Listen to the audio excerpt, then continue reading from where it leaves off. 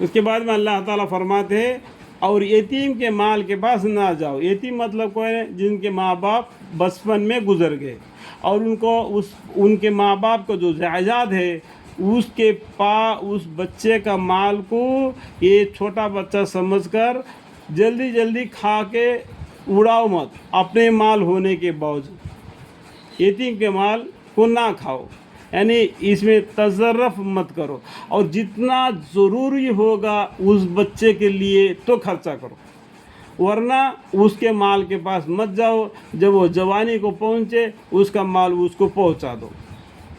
تو آپ اور بھی موسیٰ علیہ السلام کا قصہ پڑھیں گے تو مومن بندے تھے، اپنا بچوں کے لیے کچھ مال و دفعہ زمین میں دبا کے وہ مر گئے دیوار میں، ٹھیک ہے.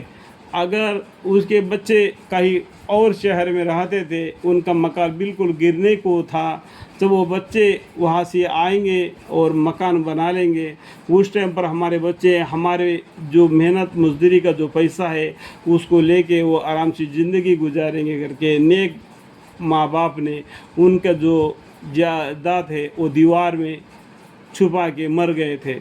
اللہ تعالیٰ نے موسیٰ علیہ السلام کو اور ان کے ساتھ میں اور ایک پیغمبر یا اولیاء اعظم ہو تو ان دونوں کو بھیج کے اس مکان کو سیدھا کر دیے.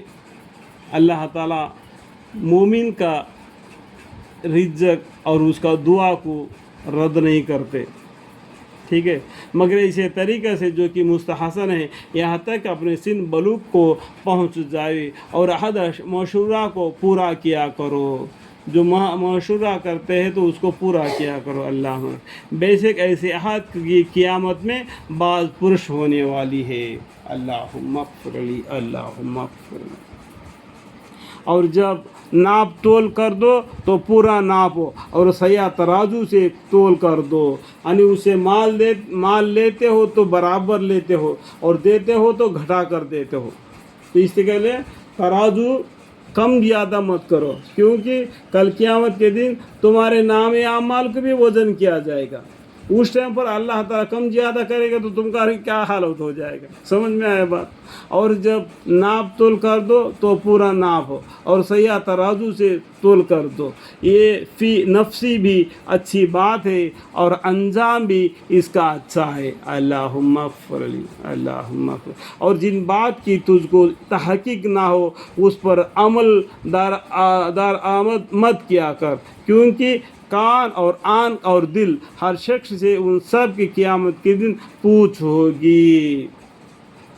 جو بات تم کو معلوم نہیں ہے تو دوسرے کو نہیں بتانا اور اس کے پر عمل بھی نہیں کرنا، کیونکہ کل قیامت کے دن تمہارے آنکھ سے، تمہارے کان سے، تمہارا دل سے حساب پوچھیں گے اللہ تعالیٰ. اور جس بات کی تجھ کو تحقیق نہ ہو اس پر عمل دار آمد مت کیا کر، کیونکہ کان اور آنکھ اور دل ہر شخص سے ان سب کی قیامت کے دن پوچھ ہوگی. اور زمین پر اتراتا ہوا مت چل، زمین پر اتراتے مت چل، کیونکہ تیرے سے پہلے بہت سے طاقتور یہ زمین پر چلے پھرے اور وہ لوگ نافرمانی کرنے کے وجہ سے ان کو ایک دم گرفتار عذاب کر دیا. اور آج جو زمین پہ رہتے کتنا چھوٹے 5 قد کے ہوں گے، زیادہ 6 قد کے ہوں گے، ان کا طاقت بھی کتنا ہے. اور اس سے پہلے جو ان لوگ تھے ان لوگوں کا طاقت کتنا ہے.